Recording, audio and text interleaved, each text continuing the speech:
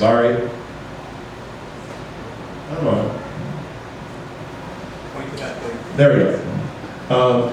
Found this very same sign, but modernized at Chilliwack Lake the other day. So I was like, oh, that's where that name comes from. But you know, very handy that they found something wood and just oh, I got a hole in the wall.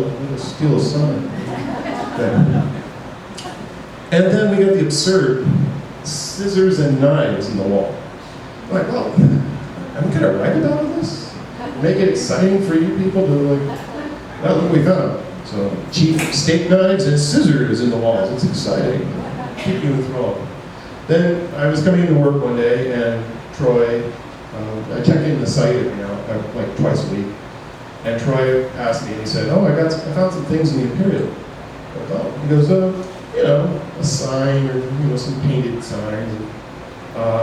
And some newspapers and a book. Okay, so something. Found this, which is hand-painted signs from cops. How many of you live here in town for many years? You all know cops, don't you? From 1930s to 1970s, cops was the place to get shoes, I guess. And cops the shoe man, and cops the shoeteria at one point, was the way they described it. I really love that name, the Shoeteria. Anyways, these are hand-painted signs. Our friends at the archives really like these, so they took these in, which was the first thing I think we donated to them. But along with this was also a mossy version of a paperback version of The Lord of the Rings, The Return of the King, which I did not include in this show. And what he was calling newspaper trash. So I looked at this and I'm like, oh, that's not trash. There's something here. So I unfolded these pieces and carefully tried to manipulate it and found this.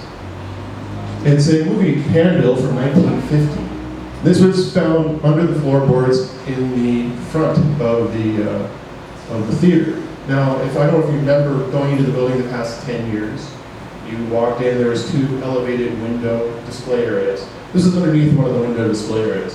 But it's actually in many pieces. I scanned the whole thing, and through the magic of Photoshop, I put it back together. Now, our Tristan and Anne have a better copy of this. A little bit less holy, but still not in very good shape.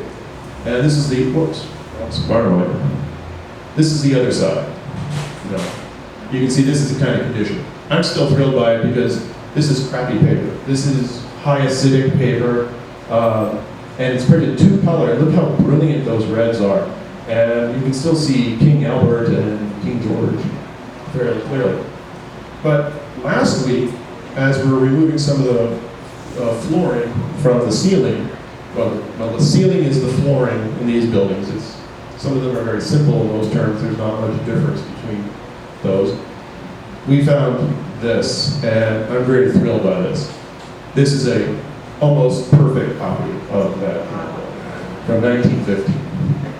So it was a morale booster for everybody.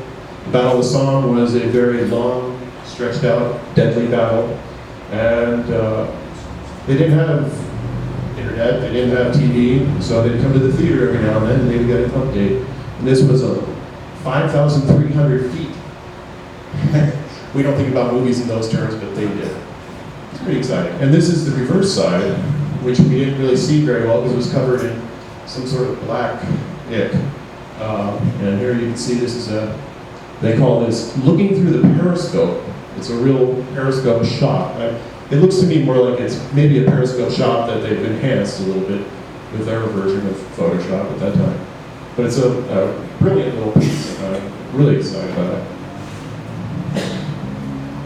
Also, we found in there was the sign for a tailor shop.